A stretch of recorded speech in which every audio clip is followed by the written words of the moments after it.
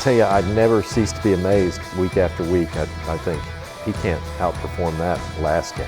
And he goes out there and does something new that I've never seen him do. Touchdown, Ridge Runners! Grove's Emmanuel Crawford is a rising star. 2,400 yards, 43 touchdowns in 2021 alone. But for the school's all-time leading rusher, football is much more than a sport. Football's done a lot of things for me. I'd say one of the biggest things is probably trusting people. For Emmanuel, trust was never something he had growing up, and home was far from Grove, Oklahoma. That story, 6,000 miles away in Ghana. So I got sold into slavery when I was 3, and a lot of families in Ghana will sell their oldest kids so they can have enough money to at least provide for themselves and the siblings that they have. Emmanuel, pictured here, was one of an estimated 21,000 child slaves working the fishing trade on Ghana's Lake Volta. Bailing water out of the boat was kind of my job. And I think it's because I was so young that I probably wasn't even strong enough to pull the fishing net out of the water, but they would make you go down there to untangle it out of like the branches and stuff.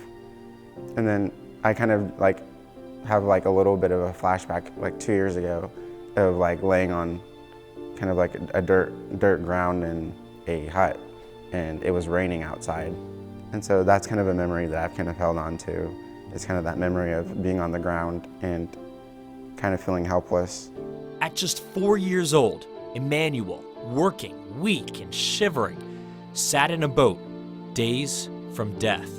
A rescue organization, Touch a Life, saved his life. I was out on the lake one day and we were going boat to boat, looking at stopping, talking to the masters and seeing the kids, and all of a sudden I saw this one boat where I saw this tiny little figure in the boat, and we pulled over to the boat, and there was this little 4-year-old sitting in the middle of the boat just shivering. That is how they negotiated for him, is give us that child. He's sick, he couldn't do you any good. Let us have him. Emmanuel got shelter and schooling. Soon, he was more alive than ever. At the same time, friends of the family who saved him were looking for a child to adopt. He said, this one's supposed to come to the United States. And she said, there's actually a video of him. My name is Iman. I'm 5 years old. Oh, okay, what's this? This What's this? nose. I mean, I knew when I met him, I was like, yes, whatever it takes. 9 months later, Emmanuel came home. It was a great relief when he finally landed here, I'll tell you. A lot of joy, tons of joy. I haven't had a moment quite as joyful as that in my life. And so it's kind of not like the first time that I had felt God, but a moment definitely where it was like there's a greater power that has put me here to be here with this family that loves me this much. Emmanuel's new family, parents Stan and Audrey Crawford, raised him like any other child, with toys alongside his brothers and sisters. And then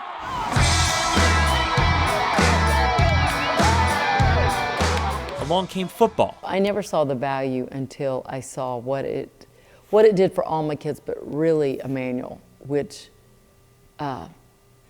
when you see how it started building trust and changing him, I'm like, wow, that's very useful. Trust, which Emmanuel had never gotten to experience. On the field, his parents quickly saw he had a gift. Literally in 5th grade, like the first time he touches the ball, he's tearing down the field and nobody even close. And then you start to think, well, maybe he's got some talent.